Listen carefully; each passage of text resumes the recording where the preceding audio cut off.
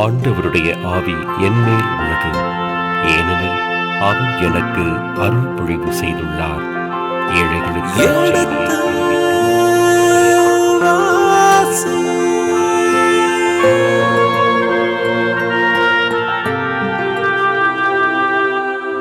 எடுத்து வாசி.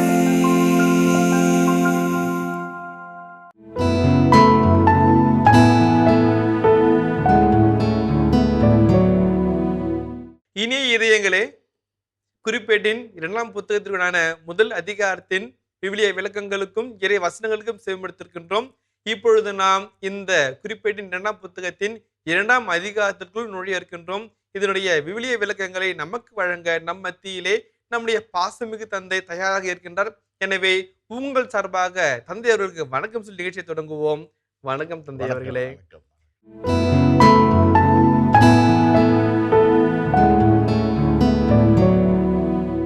தந்தை அவர்களே, இந்த குறிப்பிட்ட ஆசிரியர் சொல்லாமலேயே மக்கள் இதயங்களிலே அந்த இறையியல் கருத்துக்களை திணிப்பதையும், அந்த ஞானமும் அறிவும் வாழ்க்கைக்கு பயன்பட வேண்டும் என்று சொல்வதையும் சொல்லாமலேயே சொல்லிவிட்டு அதனுடைய ஆழங்களை நமக்கு தெரியப்படுத்தி இருக்கின்றார். இப்பொழுது 2ஆம் அதிகாரத்திலே அந்த ஞானத்தை அரசராகிய அவர் வைத்துக்கொண்டு என்ன செய்தார்? முன்பாகவே ஒன்று பார்த்தோம். இப்பொழுது மேலும் அதை என்ன செய்ய போகின்றார் என்பதை நாம் வாசிக்க இருக்கின்றோம். தந்தை அவர்களே, உங்கள் விளக்கங்களுக்காக காத்திருக்கிறோம் தந்தை அவர்களே. இப்போ இந்த 2ஆம் குறிப்பேட்டில் 36 அதிகாரங்கள் இருக்கிறது. அந்த 6 அதிகாரங்களை 4 பகுதிகளாக பிரிக்கிறார்கள். அதில் 1ஆம் அதிகாரம் 1ஆம் வசனத்திலிருந்து 9ஆம் அதிகாரம் 31ஆம் வசனம் வரைக்கும் முதல் பகுதியாக இருக்கிறது. அது சாலமோனின் அரசாட்சியாக இருக்கிறது. இந்த சாலமோன் அரசாட்சி இன்னும் பல உட்பிரிவுகளாக நாம் பிரிக்கலாம். அதில் குறிப்பாக முதல் பகுதியானது சாலமோனின் ஞானம், அதை தொடர்ந்து சாலமோனுடைய ஆலய கட்டுமான பணிகள் என்று சொல்லி வருகிறது. இந்த ஆலய கட்டுமான பணிகளில் 3 ஒரு முன்னுரைகளை சொல்லிவிட்டு ஆரம்பிக்கிறேன்.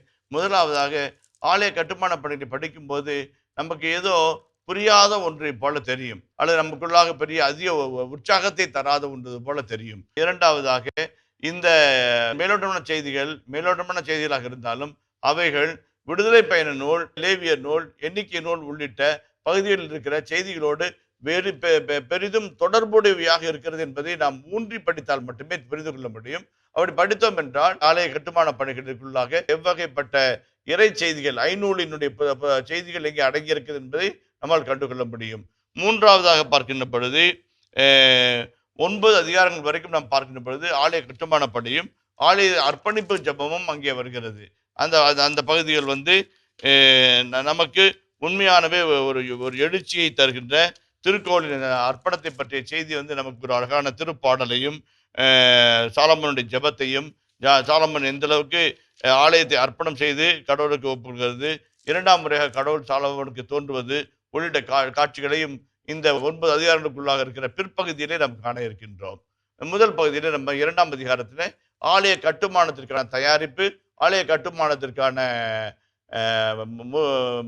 முன்னேற்பாடுகளை பற்றி நாம் இப்பொழுது பார்க்க இருக்கிறோம். சாலமோன் ஆண்டவரின் திருப்பெயருக்கென ஒரு கோவிலையும் தமக்கென ஒரு அரச மாளிகையும் கட்டி எழுப்ப முடிவு செய்தார். சுமை சுமப்பதற்கு 70,000 பேரையும், மலைகளில் கருங்கற்களை வெட்டுவதற்கு 80,000 பேரையும், அவர்களை கண்காணிக்க 3,600 பேரையும் அவர் நியமித்தார். இதில் 2 செய்தி பார்க்கிறோம். ஒன்று, ஆண்டவரின் திருப்பெயருக்கென ஒரு கோயிலையும், ஹா எகால் என்று எபிரேய மொழியிலே சொல்வார்கள். ஹா எகால், த டெம்பிள் என்று சொல்வார்கள், த திருக்கோயில் என்று சொல்வார்கள், ஹா எகால் என்று சொல்வார்கள்.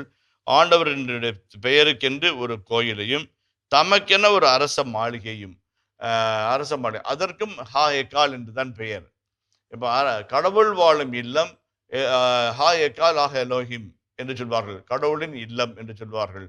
அதே போல் அரசனுடைய இல்லம் ஹாமெலெக் ஆஹ் என்று சொல்வார்கள். அரசனுடைய ஆலயம் அல்ல, அரசனுடைய அரண்மனை என்று சொல்வார்கள். அந்த ஹெக்கால் என்ற வார்த்தை 2 பெரும் பொருளை தருகிறது. ஒன்று அரண்மனை என்று சொல்கிறது, இன்னொன்று கோயில் என்று பொருள் தருகிறது. எக்கால் என்கின்ற அந்த சொல்லை பகுத்து பார்க்கும்போது, கால் என்று சொன்னால் மிகப்பெரிய மாளிகை, மிகப்பெரிய வீடு என்று சொல்லலாம். பாயித் என்று சொல்வார்கள். ஹா பைத் ஹா கதோல் என்று சொல்லுகிற மிகப்பெரிய ஒரு இல்லத்தை தான் ஹா எக்கால் என்று சொல்கிறார்கள்.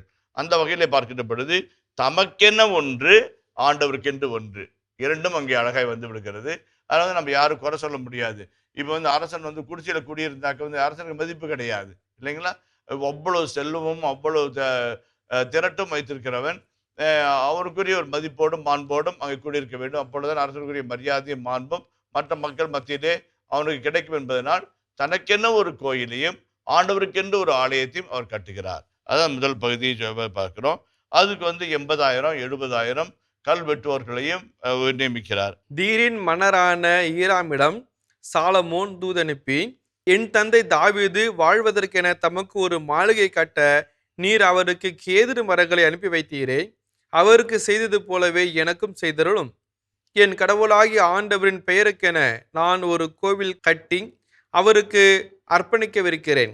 இஸ்ரேலுக்கு கொடுக்கப்பட்டுள்ள என்றுமுள்ள நியமனத்திற்கேற்ப ஆண்டவரது திருமுன் நறுமண தூபம் காட்டுவதற்காகவும் திருமுன்னிலை அப்பங்களை எந்நாளும் வைப்பதற்காகவும் காலையிலும் மாலையிலும் ஓய்வு நாளிலும் அமாவாசை நாள்களிலும் எம் கடவுளாகிய ஆண்டவரின் திருவிழாக்களிலும் எரிபலி செலுத்துவதற்காகவும் அதை அவரது பெயருக்கு அர்ப்பணிக்கவிருக்கிறேன்.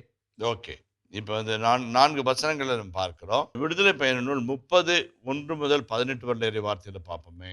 இந்த பகுதிகளின் பின்னணியில நாம் வந்து தாவீது பேசுவதை போல் இருந்தாலும் ஐநூலுடைய விளக்க உரைகளானது பேசிக்கொண்டிருக்கிறது. உதாரணத்திற்கு லேவியர் 24:5 வாசிப்போமே. மிருதுவான மாவில் 12 அப்பங்களை நீ சுட வேண்டும். ஒவ்வொரு அப்பமும் 20 படி அளவுள்ள மரக்காலில் 10 பங்கு மாவினால் செய்யப்பட வேண்டும். அதே போலவே ஆண்டவர் திருமுன் நறுமண தூபம் காட்டுவதற்காகவும், அது வந்து எந்த பகுதியை சுட்டி காட்டுகிறது என்றால் விடுதலை பயண நூல் 30ஆம் அதிகாரம் 1 முதல் 18 வரை வார்த்தைகளை சுட்டி காட்டுகிறது. நறுமண பொருள்கள் எரிக்குமாறு ஒரு பீடம் செய். கித்தி மரத்தால் அதனை செய்வாய். நீளம் 1 முழம் அகலம் 1 முழம் என அது சதுரமாக அமையட்டும். அதன் உயரம் 2 முழம். கொம்புகளும் அதனுடன் ஒன்றிணைந்தவையாக இருக்கட்டும். அதன் மேல் பாகம், அதன் பக்கங்கள், அதன் கொம்புகள் ஆகியவற்றை பசும்பொன்னால் வேய்ந்து சுற்றிலும் தங்கத்தோரணம் செய்து பொறுத்து, அந்த தோரணத்திற்கு கீழே 2 மூலைகளிலும் 2 பொன் வளையங்கள் வீதம் 2 பக்கங்களிலும் பொறுத்து, அதை தூக்கி செல்வதற்கான தண்டுகளுக்கு அவை பிடிப்பாக விளங்கும். கித்தி மரத்தால் அத்துண்டுகளை செய்து அவற்றையும் பொன்னால் வேய்ந்திடு. உடன்படிக்கை பேழைக்கு முன்னால் திருத்தூயக திரையின் முன்னிலையில் தூபபீடத்தை வைப்பாய். உடன்படிக்கை பேழை மேலுள்ள இரக்கத்தின் இருக்கையில் நான் உன்னை சந்திப்பேன். காலைதோறும் ஆரோன் அதன் மேல் நறுமண பொருள் எரிப்பானாக. விளக்குகளை ஆயத்தப்படுத்தும் போதும் அதன் நறுமண பொருள் எரிப்பானாக. தீரின் மன்னனுடைய ஈராமிடம் வந்து சாலமோன் பேசுறாரு. பேசும்போது அவர் சொல்லப்பட்ட வகையில் கடவுளின் நியமத்திற்கு ஏற்ப ஆண்டவர் திரும்ப நறுமண தூபம் காட்டுவதற்காக. அது எங்கிருந்து வருது? அந்த மரபு விடுதலை பயண நூல்ல இருந்து வருது. அதே போல அப்பங்களை எந்நாளும் வைப்பதற்காக அந்த மரபு வந்து லேவியர் நூல்ல இருந்து வருகிறது. அதே போல ஆட்டுக்குட்டியை அர்ப்பணிப்பது வந்து எண்ணிக்கை நூல்ல 28ஆம் அதிகாரம் 9ஆம் வசனத்திலிருந்து வருகிறது. ஆக இந்த ஆலயம் கட்டுதல் என்பது எவ்வகையிலும் பழைய ஏற்பாட்டின் ஐநூலில் சொல்லப்படுகின்ற துல்லியத்தை தவறாமல் செய்கிறது என்பதை ஆசிரியர் சுட்டிக்காட்ட விரும்புகின்றார். அது ஒரு முக்கியமான செய்தியாக அமைகிறது. இப்ப 5ஆம் வசனத்தை வாசிப்போமே.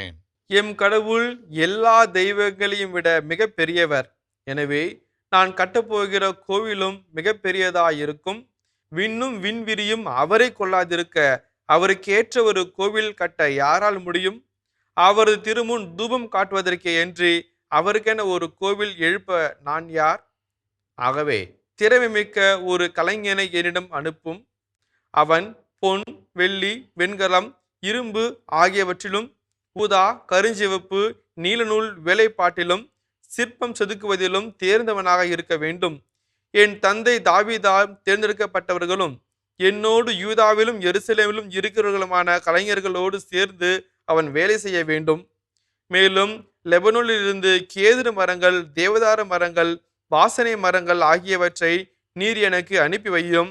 ஏனெனில் உம் பணியாளர்கள் லெபனோனின் மரங்களை வெட்டுவதில் திறமை மிக்கவர்கள் என நான் அறிவேன். என் பணியாளர்களும் அவர்களோடு சேர்ந்து உழைப்பார்கள். அவர்கள் எனக்கு ஏராளமான மரங்களை தயார் செய்ய வேண்டும், ஏனெனில் மிகவும் பெரிய சிறந்த கோவில் ஒன்றை நான் கட்டவிருக்கிறேன். Okay.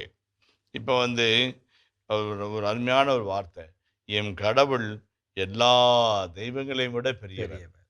He is the only God, one God. எவ்வளவு அழகான வார்த்தை பாருங்க. எல்லா கடவுளையும் விட அவர் மேலானவர், பெரியவர். ஆகவே அவருக்கு நான் கட்ட இருக்கும் ஆலயமும் பெரியதாக இருக்க வேண்டும்.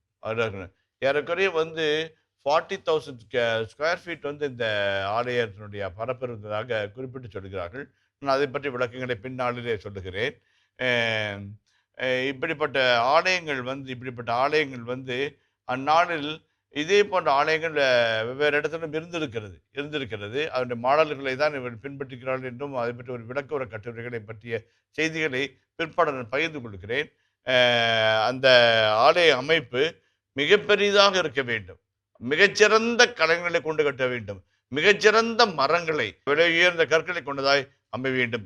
அந்த அடிப்படை சாராம்சம் ரொம்ப அழகா இருக்கணும். அதில் பாருங்களேன், இந்த பொன், வெள்ளி, வெண்கலம், இரும்பு ஆகியவற்றிலும் ஊதா, கருஞ்சிவப்பு, நீல வழிபாட்டிலும் சிற்பம் செலுப்பதிலும் சிறந்தவனாக இருக்க வேண்டும்.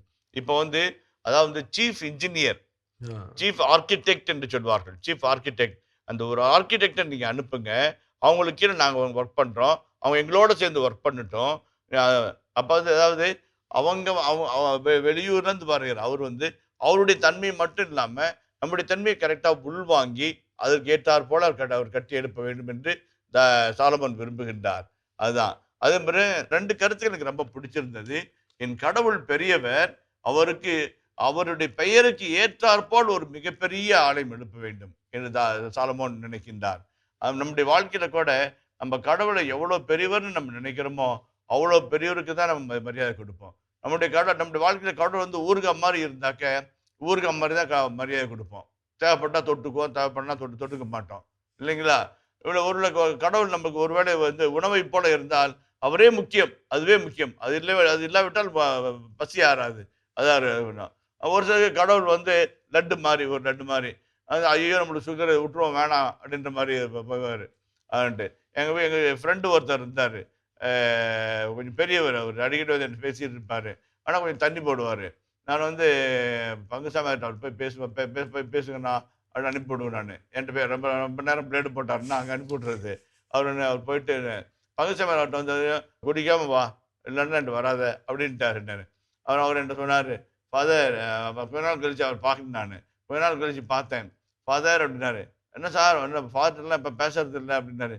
இல்லை அவர் குடிக்கிறதா தான் என்கிட்ட குடிச்சிட்டு என்கிட்ட வராத அப்படின்னு சொல்லிட்டாருன்னாரு. நிறுத்திட்டேன் ஃபாதர் அப்படின்னாரு. குடியை நிறுத்திட்டீங்களான்னு. இல்லை பேசுறதை நிறுத்திட்டேன்னாரு. பேசுறதை நிறுத்திட்டேன் ஃபாதர் அப்படின்ட்டாரு. அவரு பேசாத குடிக்க சொல்றாரு, அதனால பேசுறதை நிறுத்திட்டேன் ஃபாதர் அப்படின்னாரு. சார் உங்களை எல்லாத்தையும் ரொம்ப கஷ்டம் சார், ரொம்ப கஷ்டம், இன்னொரு முறை சிலுவை இருக்கணும் அப்படின்னு சொன்னேன். அந்த மாதிரி முக்கியமான காரியம். என் கடவுள் பெரியவர், அவர் பெரியவருக்கென்ற ஒரு மகத்துவம் மாண்பு. அது இன்னொருத்தர் ஒரு அனாதை இல்லத்திற்கு பொருட்களை கொண்டு வந்தபோது அவருடைய முகத்தில் இருந்த மலர்ச்சியையும் அவருக்கு பொருளை கொடுத்த விதமும் அவ்வளவு அலாதியாக இருந்தது. சிறந்த பொருட்களை, தரமான பொருட்களை, விலை உயர்ந்த பொருட்களை கொண்டு அந்த முதியோரிடத்திற்கு கொடுத்தார். அவர் ஆதரவற்ற, யாரும் இல்லாத, கைவிடப்பட்ட அந்த பெரியவர்களுக்கு கொடுத்து விட்டு போறார். அண்ணா இவ்வளோ காஸ்ட்லியாக வாங்கியிருக்கீங்கண்ணா, இவ்வளோ பெஸ்ட்டாக வாங்கியிருக்கிறீங்கண்ணா அப்படின்னு. கடவுள் எனக்கு இதை விட பெஸ்ட்டாக கொடுத்துக்கிறார் ஃபாதர் அப்படின்னாரு. இதை விட பெஸ்ட்டாக எனக்கு கொடுத்துக்கிறாரு, அதனால பெஸ்ட்டாக தான் நான் கொடுக்கணும். அதில் கொஞ்சம் குறைச்சி கொடுத்தாலும் கடவுளுக்கு அது பொறுக்காது, இல்லைங்களா? அவரோட நல்ல மனசை பாருங்க. அதான் என் கடவுள் மிகப்பெரியவர், அவர் கேட்ட மிகப்பெரிய ஒரு ஆலயத்தை நான் எழுப்புவேன் என்கிறார். முதலாவது. ரெண்டாவது அவருடைய மனசு பாருங்க, சாலமோனுடைய மனசு பாருங்க. நம்ம ஊர்ல யாரெல்லாம் பெரிய ஆளுங்களோ வாங்கடா நம்ம கோயிலை கட்டலாம் அப்படின்னு இல்லாம தீர் மன்னிடம், ஈராமிடம் சொல்லி உங்க நாட்டுல யாரு பெஸ்டோ அவங்களை அனுப்புங்க, பெரிதான ஆலயம் கட்டுவேன்னு சொல்லிட்டு தஸ்கு புஸ்குன்னு செய்யாம சிறந்த ஒரு கட்டிட கலைஞரை, இரும்பு, வெள்ளி, வெண்கலம், எல்லாவற்றையும் தங்கம் எல்லாத்தையும் அதே மாதிரி நூலாடையிலும் சிறப்பு பெற்ற, திரைச்சேலைகளிலும் சிறப்பு பெற்ற ஒரு மிகச்சிறந்த ஒரு ஆர்கிடெக்டை, ஒரு கட்டட கலைஞரை அங்கிருந்து வர வைக்கிறார். அவரை வச்சு நாங்கள் உள்ளூர் இருக்கிற பயிற்சி கொடுத்து, அதன் மூலமாக அந்த பயிற்சி விதமாக எவ்வளோ அழகான பிளானிங்கு, எக்ஸிக்யூஷனு எவ்வளோ ரொம்ப முக்கியம். அதான் சைனாவில் வந்து சொல்லுவாங்க, ஒரு ஐடியான்றது உங்கள்கிட்ட 1000 ஐடியா இருக்கும், என்கிட்ட 1000 ஐடியா இருக்கும். ஒவ்வொரு ஐடியாவும் வந்து ₹100, ₹100. ஆனால் அந்த ஐடியாவை எப்படி எக்ஸிக்யூட் பண்ணுறோமோ அது வந்து 1,00,000. 1,00,000 ஐடியா எல்லார் கையிலும் தான் இருக்குது. நம்ம வீட்டில் சும்மா ரோட்டத்தில் உட்காந்துருக்கவங்க கூட 1000 ஐடியா இருக்கும். ஆனால் அந்த ஐடியாவை எக்ஸிக்யூட் பண்ணுறது தான் வந்து 1,00,000. ஐடியா ₹100ன்னா எக்ஸிக்யூஷன் வந்து 1,00,000. அதை திட்டமிட்ட முறையில், தகுதியான முறையில், சிறப்பான முறையில் அழகாக எக்ஸிக்யூட் பண்ணி முடிச்சோம் அப்படின்னாக்கா அது 1,00,000க்கு சமம்னு சொல்றாங்க. அந்த வகையில் பார்க்கின்ற பொழுது சாலமோன் திட்டமிட்டார். என் கடவுள் பெரியவர், அவருக்கு ஒரு பெரிய ஆலயத்தை கட்டுவேன், எனக்கும் ஒரு வீட்டை கட்டிக்கொள்வேன். ஆனால் வந்து அதுக்கு ஏற்பட்ட ஆள் இதனை இவன் செய்வன் என்று அதனை அவன் கண் விடல் இல்லைங்களா? அப்போ வந்து தீரின் மன்னனிடம் ஈராமிடம் போனாதான் ஆள் கிடைக்கும். கூட்டு வா இல்லைங்களா? அதான் ஒரு சிறப்பான செய்தி. அடுத்த வசனத்தை வாசிப்போமே.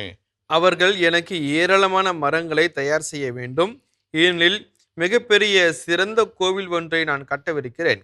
மரங்களை வெட்டும் பணியாளருக்கு 20,000 மரக்கால் அரைத்த கோதுமையும், 20,000 மரக்கால் வார் கோதுமையும், 20,000 குடம் திராட்சை ரசமும், 20,000 குடம் ஒலிவ எண்ணெயும் நான் கொடுப்பேன் என்று சொன்னார். அதற்கு தீரின் மன்னர் ஈராம் சாலமோனுக்கு மடல் எழுதி அனுப்பி, ஆண்டவர் தம் மக்களுக்கு அன்பு காட்டுகிறார், அதனால் உம்மை அவர்களின் அரசராக நியமித்திருக்கிறார். விண்ணுலகையும் மண்ணுலகையும் படைத்த இஸ்ரேலின் கடவுளாகிய ஆண்டவர் வாழ்த்து பெறுவாராக.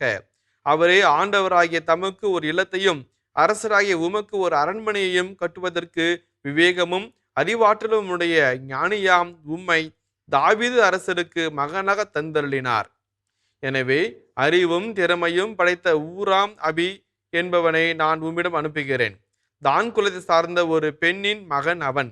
அவனுடைய தந்தை தீர் நாட்டை சார்ந்தவன். அவன் பொன், வெள்ளி, வெண்கலம், இரும்பு, கருங்கல், மரம் ஆகியவற்றிலும், ஊதா, நீலம், கருஞ்சிவப்பு நூல்கள், மெல்லிய சணல் வகைகள் ஆகியவற்றிலும் வேலை செய்யும் திறன் மிக்கவன். எல்லா வகையான சிற்ப வேலைகளையும் அறிந்தவன். அவனது வேலைக்கு தேவையானவற்றையெல்லாம் அவனே உய்த்துணரும் ஆற்றல் படைத்தவன். உம் கலைஞர்களோடும் உம் தந்தையும் என் தலைவருமான தாவீதின் கலைஞர்களோடும் இணைந்து வேலை செய்யக்கூடியவன். எனவே என் தலைவரே, நீர் வாக்களித்தபடி கோதுமை, வார்கோதுமை, ஒலிவ எண்ணெய், திராட்சை ரசம் ஆகியவற்றை உம் பணியாளருக்கு அனுப்பும். நாங்கள் உமக்கு தேவையான மரங்களை எல்லாம் லெபனோனில் வெட்டி அவற்றை தெப்பங்களாக கட்டி கடல் வழியாக யோப்பா வரை கொண்டு வருவோம். அங்கிருந்து அவற்றை எருசலேமுக்கு நீர் கொண்டு செல்லலாம் என்று தெரிவித்தார். அருமையான பகுதி. கொஞ்சம் படிக்கிறதுக்கு வந்து டெக்னிக்கலாக இருக்குது. ஆனால் அதில் பாருங்க, வாட் இஸ் பெஸ்ட்டு, ஆளில் பெஸ்ட்டு, பொருளில் பெஸ்ட்டு, திறமையில் பெஸ்ட்டு இல்லைங்களா? அதை பெஸ்ட்டாக பண்ணுறாரு. அதை வந்து ஊராம் அபி என்கின்ற ஒரு மனிதன் திறமையானவன். எங்கள் ஊரில் அவன் தான் ரொம்ப தான் குலத்தை சார்ந்தவன் ஊராம் அபி என்கின்ற ஒரு மிகச்சிறந்த ஒரு கட்டிட கலைஞனை உங்களோட அனுப்புகிறேன். இப்போ வந்து அவர் வந்து ஏற்கனவே நான் கேட்ட மாதிரி சாலமோன் என்ன கேட்டார்? தங்கம், வெள்ளி, இரும்பு, வெண்கலம், இதிலும் நீலம், ஊதா, பச்சை உள்ளிட்ட நூல் பட்டாடை பொருட்களிலும் சிறந்த ஒருத்தனை அதே தான் இவர் அனுப்புகிறார். அதே மாதிரி சிறந்த வேலை இவங்க அனுப்புன்னு சொல்றாரு. இரண்டாவது சொல்லும்போது ரொம்ப முக்கியமான கேள்வி. ஒரு சில பாருங்க, ரொம்ப அறிவாளியா இருப்பாங்க, ஆனால் யாருக்குமே ஒத்தே போக மாட்டாங்க. அதான் வந்து கார்ல் ரானர் என்கின்ற உலக புகழ்பெற்ற ஒரு அறிஞர் இருந்தார். அந்த அறிஞர் வந்து ஜெர்மனியில் ஒரு இல்லத்தில் குழுவாக தங்கி, இயேசு சபை சார்ந்தவர் தானே, ஒரு இல்லத்தில் ஒரு குழுவாக தங்கி இருந்தார். அந்த சபையில் இவர் போய் பிட்ஸ் பேட்ரிக் என்கின்ற இன்னொரு இயேசு சபை குருவானவர் போய் சொல்றாரு. அவர்கிட்ட சொல்றாரு, என்னன்னு சொல்றாரு? ரானர், உங்களுடைய கடைசி புத்தகம் உயிர்ப்பை பற்றி மிக அருமையா இருந்தது, நான் படித்தேன், வாசித்தேன், மிக அருமையா இருந்தது, வாழ்த்துக்கள் கை கொடுக்கிறார். அவர் ராணர் வந்து வயசானவர் சொல்றாரு, எங்கள் வீட்டில் இருக்கிறவன்ட்டே சொல்லிட்டு போங்க, நான் எழுதுனானா கூட அவங்களுக்கு தெரியாது அப்படின்னு சொல்கிறாராம். அப்போ அவருடைய மகத்துவத்தையும் மாண்பையும் உலகே அறிந்து கொண்டாடுகிறது. 16ஆம் பெனடிக்டினுடைய அறிவுக்கு ஈடான அறிவு அவருடைய கால்நடை. 2ஆம் வத்திக்கான் சங்கத்தை இயக்கும் சக்தியாக இருந்த ஒரு மாபெரும் மனிதர் வயதான காலத்தில் ஒதுங்கி போயிருந்தார். ஏன்னா அவங்களோட இயந்து போக அவரால் முடியவில்லை, மற்றவர்களால் அவரோடு இயந்து போக முடியவில்லை, ஒத்து போக முடியல. அவருடைய அறிவு அவ்வளவு சிறப்பாக இருக்கிறது என்று சொல்லுவார்கள். எதுக்காக சொல்றேன்னா, இந்த கலைஞன் ஊராம் அபி என்கின்றவர் வருகிறார். அவர் திறமை மிகுந்தவர். அதாவது மெட்டல்லையும் சரி அல்லது நார்பட்டிலையும் சரி மிக திறமை மிகுந்தவர். அவர் எல்லாரோடும் ஏந்து செயல்படக்கூடியவர். He knows how to cooperate and collaborate. He knows how to collaborate and cooperate with others. அது முக்கியமான பாயிண்ட் இல்லைங்களா? அதே அழகா சொல்றாரு. அவனே உயிர்த்தரும் ஆற்றல் படைத்தவன், கலைஞர்களோடும் தந்தை என் தலைவருமான தாவீதின் கலைஞரோடும் இணைந்து வேலை செய்யக்கூடியவன். அது ஒரு நல்ல பண்பு இல்லைங்களா? நம்மகிட்ட எனக்கு தெரிஞ்சு டாமினேட் பண்ணிட்டு போது இப்போ வேலைக்கு ஆகாது. அது நல்ல பாயிண்டா சொல்ல முடியும். அதே போல அவங்களுக்கு என்னெல்லாம் கொடுக்க முடியும் அப்படின்னு சொல்லிட்டு மிகுதிக்கு மேல் மிகுதியான இத்தனை கூட ரசம், இத்தனை கூட எண்ணெய், இத்தனை கூட வார்கோதுமை அப்பம் என்னென்ன சொல்லி இவர்களெல்லாம் கொடுக்குறாரு. அவரை வாங்கி கொண்டு அவர்கள் மரங்களை அந்த கடலை பாருங்க, கடல் வாணிகம் தெப்பங்களாக கட்டி மரங்களை நாங்கள் இங்கே கொண்டு வந்து சேர்ப்போம். தெப்பங்களாக கட்டி மரங்களை கொண்டு வந்து சேர்ப்போம். மரங்கள் தண்ணியில் ஊறி நல்லா காஞ்சி எடுத்தோம்னாக்க நல்லா மெருகேறி இருக்கும். அதை வச்சு நீங்கள் இது பண்ணி கட்டிக்கலாம் என்று ஒப்பந்தம் முடிகிறது. இனிய இதயங்களே, இதுவரை நாம் எழுத்துவாசி நிகழ்ச்சியில் குறிப்பிட்ட 2ஆம் புத்தகத்தினுடான விவிலிய இறை வசனங்களுக்கு செவிமடுத்துக் கொண்டிருக்கின்றோம். இதன் தொடர்ச்சியை மீண்டும் அடுத்த பகுதியில் தொடர்வோம். அதுவரை இணைந்திருங்கள். இயேசுவுக்கே புகழ், இயேசுவுக்கே நன்றி, மரியே வாழ்க. நாம் தாவீதினுடைய ஆட்சி காலத்துல தாவீதுக்கு மக்கள் தொகை கணக்கிட்டு ஆணுடைய பாவியில் தீயது செய்ததாகவும் அதற்கான தண்டனையாக 3 எல்லாமே பக்கா பிளானிங்கு, பக்கா ஸ்ட்ராட்டஜி, பக்கா எக்ஸிகியூஷன் இல்லைங்களா? அதான் நம்ம பார்க்கக்கூடியது. அடுத்தது நம்ம பார்க்கணும்.